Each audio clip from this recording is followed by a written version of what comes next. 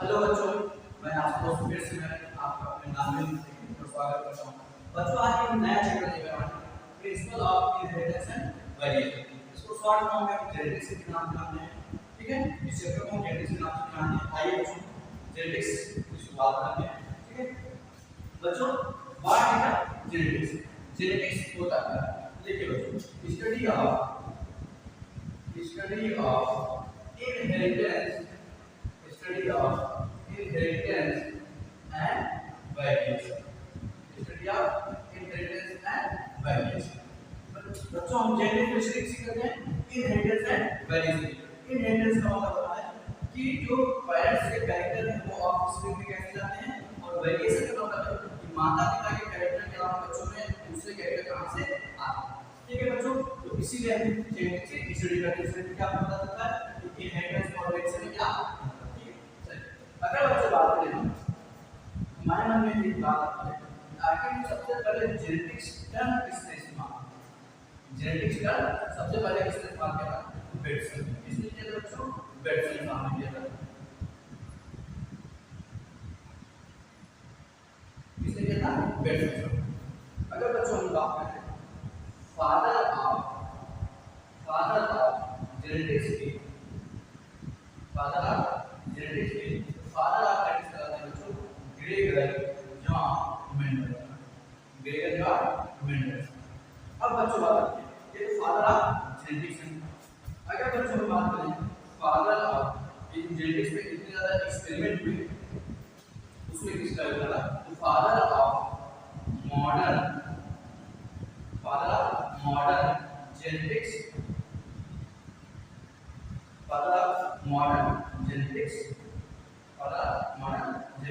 बच्चों father of modern genetics के माने टीएच मॉर्गन। ठीक बच्चों, जेनेटिक्स का मतलब किसने दिया? बेटसन ने। Father of genetics Gregor John Mendel साहब, और फादर ऑफ मॉडर्न जेनेटिक्स को है टीएच मॉर्गन साहब। इस बात को करिए बच्चों, क्या माने? ठीक, थोड़ा सा तो उम्मीद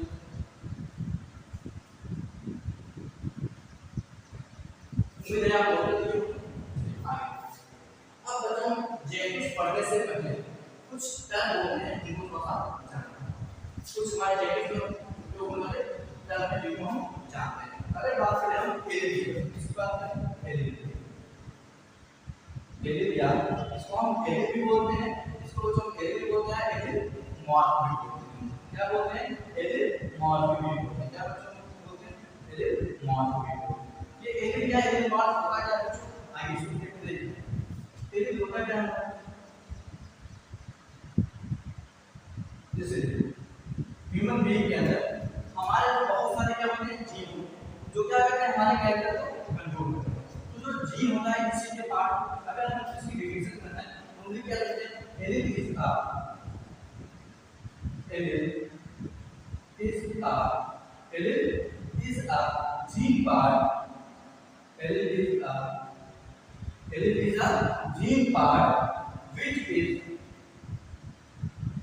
which is present, is a gene part which is present on the homologous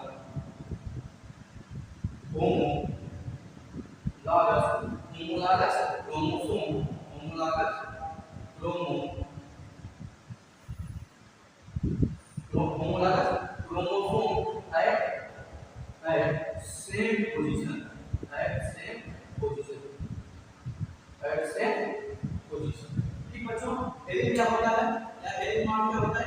allele is a gene part which is present on the homologous chromosome at same position. जैसे देखिए हमारा ये जीन है, ये भी दोनों जीन एक पोजीशन है, इसी को क्या बोलते हैं? एलील या एलील नॉट। ये हमारा क्या है दोस्तों? ये हमारा क्या है?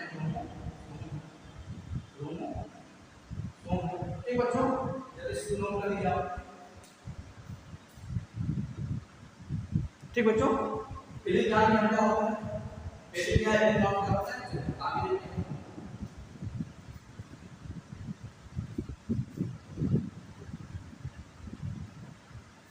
उम्मीद है एलील आपको समझ में आगे देखते हैं। होमोलॉगस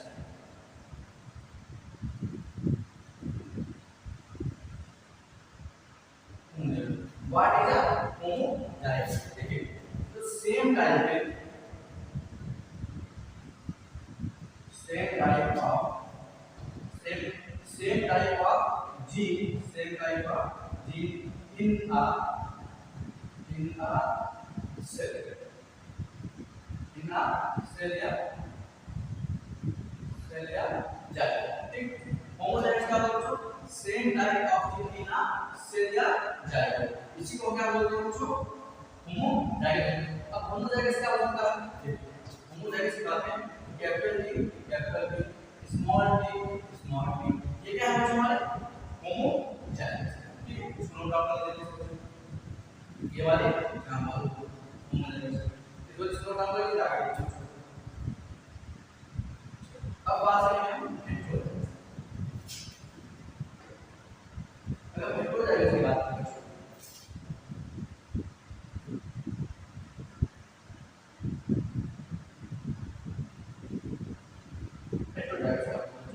हेटेरोजाइगस का क्या बच्चों? तो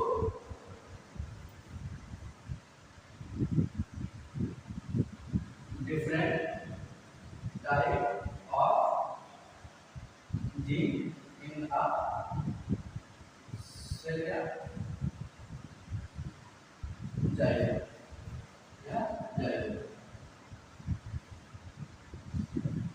ठीक है. हेटेरोजाइगस क्या है? Different type of gene in a cell.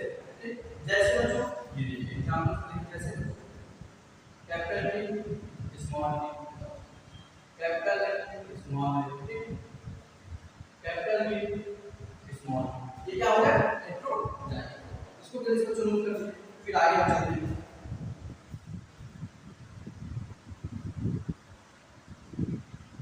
ठीक. उम्मीद है बच्चों हेटेरोजाइगस याद नोट कर दिए होंगे. चलिए आगे बढ़ते हैं. अब जानते हैं बच्चों होमोजाइगस हेटेरोजाइगस आगे. अब हम जानते हैं बच्चों phenotype. What is a phenotype? Phenotype होता है, देखिए बच्चों फिनोटाइप उसको बोलते हैं जो किसी भी जीन के एक्सटर्नली एक्सप्रेस करते हैं. इसका डेफिनेशन क्या है?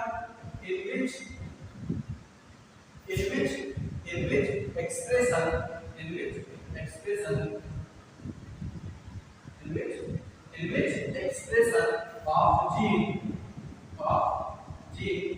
so in which expression of gene so external.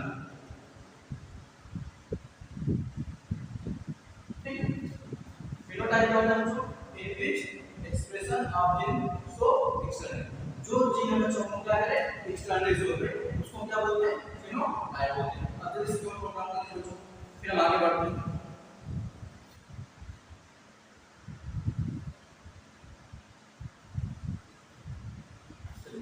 आगे देखते हैं. अगर बात करें बच्चों जीनोटाइप, फिनोटाइप हो गया. अब genotype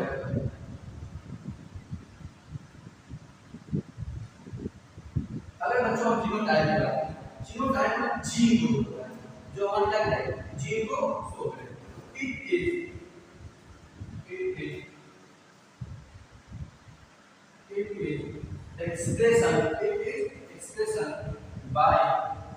expression by gene. It is expression by gene of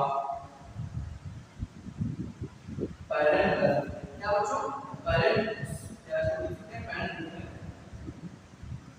parents or offspring. Parents or offspring. Genotype मतलब it is expression by gene of parents or offspring. जो जीन क्या करे? जो हमारे जीन को आंतरिक करता है, जो हमारे जीन को होता है ये जीन जैसे इसको बोलते हैं जीन. आगे इसको जल्दी से आपको नाम करके आगे बढ़ते हैं.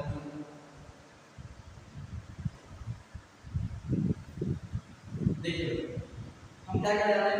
एरियल क्या होता है, होमोजाइगस क्या होते हैं, हेटेरोजाइगस क्या होते हैं, जीनोटाइप क्या होते हैं और फिनोटाइप. आइए तो सीधे हो जाएंगे बच्चों हमारे पास. टर्न जानते हैं हमारी पढ़ेंगे हेटेरोजाइगस के टॉपिक. ठीक है बच्चों. एक होता है बायोलॉजी. अब ये बायोलॉजी क्या बताता है हमको? आइए इसके नाम देखिए बायोलॉजी होता है when F1 generation when F1 generation cross with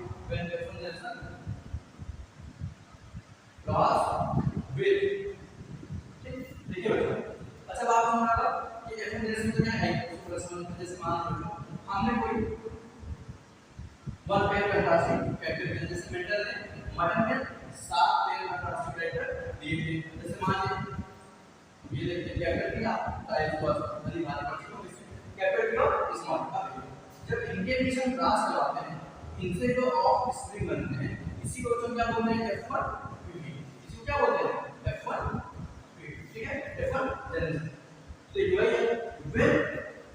when F1 generation cross with parental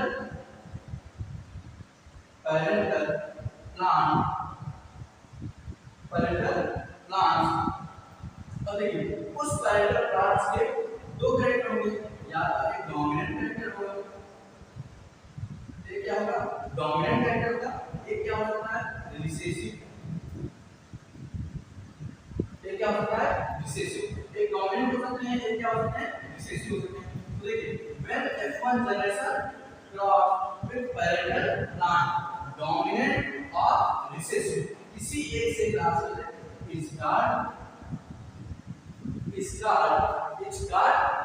क्या बोलते हैं बच्चों स्टार्ट बाय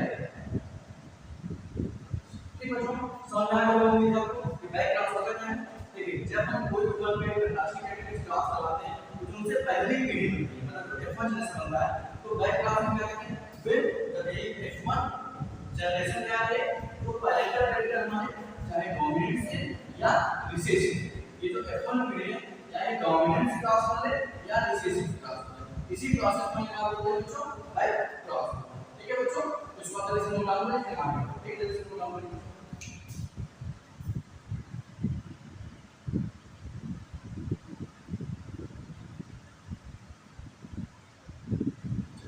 उम्मीद है आप लोग करेंगे आगे बढ़ेंगे चलिए अब हम जानेंगे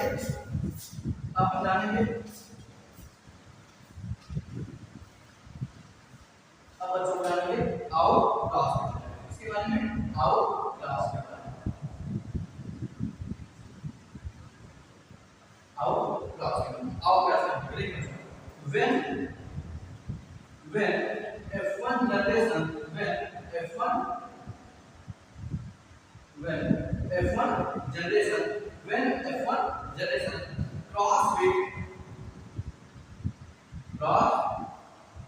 देखिए when F1 generation cross with केवल बच्चों जब F1 किससे करे डोमिनेंट पर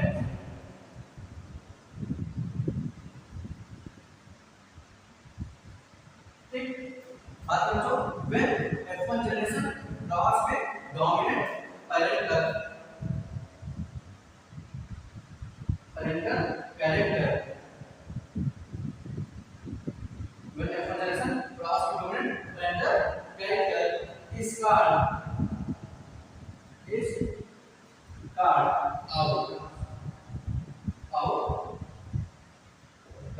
ठीक बच्चों अब देखिए कहानी मतलब देखिए जैसे हमने क्या किया ये F1 ये मान पे हमने क्या किया डोमिनेंट और रिसेसिव कैरेक्टर दिया डोमिनेंट और रिसेसिव ने कैरेक्टर दिया अब इनके बीच क्रॉस कर F1 पीरियड में क्या मिला कैरेक्टर दिया और स्मॉल जो F1 जनरेशन है ये केवल और केवल किससे क्रॉस करे डोमिनेंट कैरेक्टर किससे क्रॉस करे केवल डोमिनेंट जब F1 पीरियड केवल डोमिनेंट कैरेक्टर से क्रॉस करती है ऐसे क्रॉस को क्या बोलते हैं बच्चों आउट क्रॉस ठीक है जल्दी से आप इसको नोट करिए फिर आगे हम बढ़ते हैं एक और लग जाएगा क्लास का टेस्ट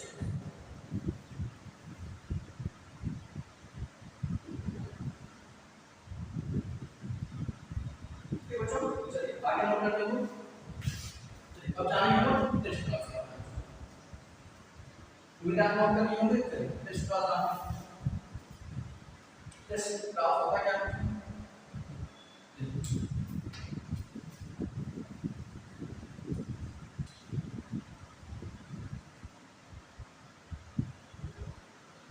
देखिए टेस्ट क्लास होता when F1 generation recessive parental character is called test clause. Is called test clause.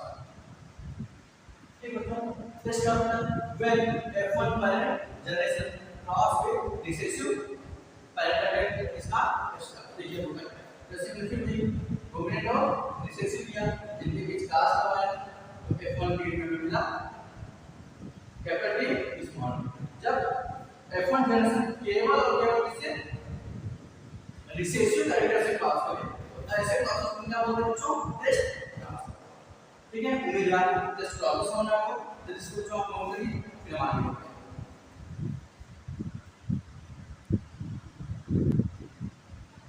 ठीक है बच्चों, फॉर्म नोट कर लिया है आगे। तो बच्चों हमें क्या करना है, एलिल क्या होते हैं, होमोजाइगस क्या होते हैं, हेटेरोजाइगस क्या होते हैं, जीनोटाइप क्या होता है, फिनोटाइप क्या होता है, बेसिस क्लास क्या होता है, वेरिएंट क्लास क्या होता है और आउट क्लास। अब बच्चों दो टर्मिनोलॉजी होना है इसको जाने की कोशिश करते हैं। अब जानेंगे मोनो हाइब्रिड क्लास। ये मोनो हाइब्रिड क्लास होता है। देखिए मोनो हाइब्रिड क्लास होता है जब बच्चों जो मिनरल ने 7 पेयर का टाचिंग फैक्टरी है उन 7 पेयर में से किसी भी एक पेयर को आप उठाएंगे और उनके बीच का करवा दें क्रॉस करवा दें। इसी प्रोसेस को क्या बोलते हैं बच्चों, mono hybrid. Mono hybrid class मतलब है मोनो हाइब्रिड किसी भी आप एक पैरेंटल फैक्टरी में क्या करवा दें क्रॉस करवा। अगर आप उसको लिख सकते हो क्या लिखेंगे, cross between one pair of cross between one pair of contrasting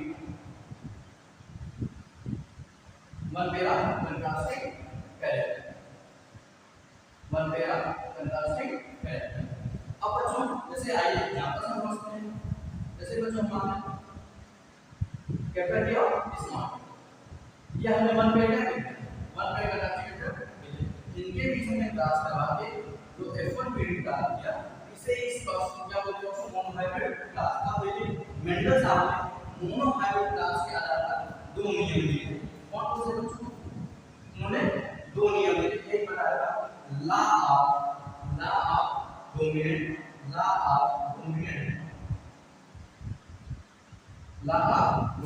इसको हिंदी में जो होते हैं प्रभावता का नियम। इन्होंने law of dominant mono hybrid class को लिया है। कैसे ताकि क्रॉस आपको बता देते हैं। जब बच्चों वन पेयर के क्लासिक के बीच क्लास लगाते हैं तो ऐसा ही होता है कैपिटल टी स्मॉल टी आता। और जब इस आप कैपिटल टी स्मॉल टी वाले से सीड को जब आप दो कराएंगे तो आप देखेंगे कि जो इनसे गांठ बनेंगे उस सारे क्या बनेंगे, टॉल बनेंगे। भाई इसमें जीन को 50% तुम देखिए तो टॉल वाला है, 50% स्मॉल वाला है। देखिए ऐसा क्या होगा कि सारे प्लांट क्या है टॉल। इसके बारे में जो हम लॉ डोमेन पढ़ेंगे, लॉ ऑफ क्रिएशन पढ़ेंगे, तब इसके बाद और स्ट्रक्चर को यहां जाने कि बच्चों इसका मतलब होता है कि जब इन दोनों के बीच क्लास आ जाता है तो F1 पीढ़ी में क्या होता है, जो डोमिनेंट कैरेक्टर होते हैं वो ज्यादा प्रभावी होते हैं किसकी तुलना में, रिसेसिव की तुलना में। इसी नियम को क्या बोलते हैं बच्चों, लॉ ऑफ डोमिनेंट। ठीक है बच्चों, चलिए इसको जैसे आप नोट कर लीजिए फिर आगे हम पढ़ते हैं। लॉ ऑफ डोमिनेंट दूसरा नियम होता है कि दिया था law of segregation, law of segregation, law of segregation. Mono hybrid class में दो नियम दिए थे, लॉ ऑफ डोमिनेंट और लॉ ऑफ सेग्रीगेशन। जल्दी से कुछ नोट कर इस्तेमाल करो। उम्मीद है आपने नोट कर दिया होगा। आगे बढ़ते हैं।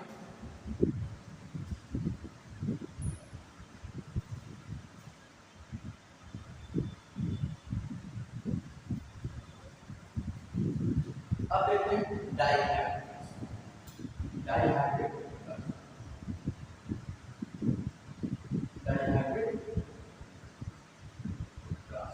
डाइहाइब्रिड क्लास होता है क्या, देखिए इसमें क्या करेंगे, डाइहाइब्रिड क्लास होता है cross between two pair of contrasting character, cross between two pair of contrasting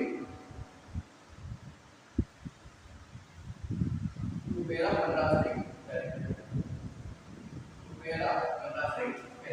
अब इस बच्चों को टू पेयर में क्लासिफिकेशन देना पड़ेगा। जैसे बच्चों हमने ले लिया है माइए सीट की लंबाई और लंबा और बहुमत, दूसरा हम माने राउंड का शेप, राउंडेड एंड क्यूबल, गोलाकार हो।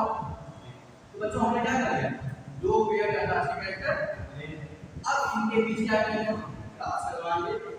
इस आधार पर मिलर ने एक नियम दिया था, इस आधार पर मिलर ने एक नियम दिया था, उस नियम का नाम था law of independence. Law of independence, law independence, ठीक है। देखो अब लॉ ऑफ इंडिपेंडेंस नाम से समझ, इसका मतलब स्वतंत्र अवयव होता है। अच्छा, इसको स्वतंत्र अवयव में नहीं कहा क्या, कुछ देखो इसलिए कहा गया इन दोनों मतलब जब हमने टू पेयर का क्लासिफिकेशन किया तो ये देखा कि इसमें क्या है, जब टू पेयर का क्लासिफिकेशन है इसमें चार जीन आते हैं। एक आपका लंबा होने के लिए, एक गोला होने बीच के गोले होने के लिए, एक बीच के पौधे की लंबाई के छोटे होने के लिए, बीच के सिकुड़े होने के लिए। अब ये चारों जीन क्या है, स्वतंत्र। ये चारों जीन क्या है, स्वतंत्र। ये किसी के साथ भी जुड़कर, ये किसी के साथ भी जुड़कर एक नए जीन को जन्म देते हैं, ठीक है। इसीलिए इसको कहा है लॉ ऑफ इंडिपेंडेंस। ये चारों जीन क्या है, स्वतंत्र, ये किसी के साथ बाइंड करके एक नए जीन को जन्म देते हैं, ठीक है बच्चों। तो आज के वीडियो में हमने क्या सीखा, जेनेटिक्स क्या है, जेनेटिक्स को हम स्टडी करते हैं। फिर हमें जाना एलील क्या होता है, होमोजाइगस क्या होते हैं, हेटेरोजाइगस क्या होते हैं, जीनोटाइप क्या होते हैं, फिनोटाइप क्या होते हैं, test class, out class, back class, monohybrid class, dihybrid class, इतने चीजें आज की वीडियो में जाना। उम्मीद है आपको सभी चीजें समझ में आ गई होंगी, ठीक है बच्चों। तो फिर कल हम नेक्स्ट वीडियो में इसके आगे की चीजों को जानेंगे। तब तक के लिए आप इसको नोट्स बनाते रहिए और अपने पढ़ाई को कंटिन्यू करें। थैंक यू बच्चों।